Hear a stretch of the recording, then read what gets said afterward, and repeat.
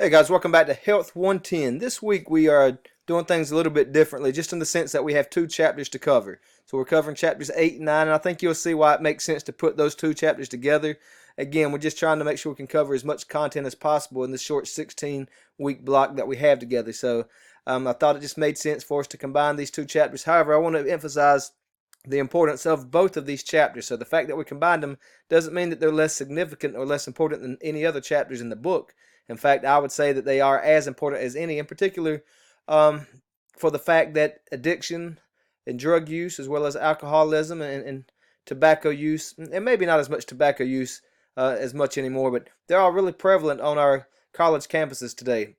And so it's really, really important that you guys take your time and read through this and understand the addiction and that cycle, and also just the hazards that come with alcohol and tobacco use, just recreational drugs in general.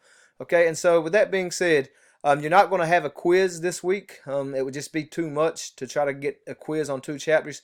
However, the labs this week are like very relevant and I think very impactful. And so this week you'll have a lab for each chapter, chapter 8 and chapter 9.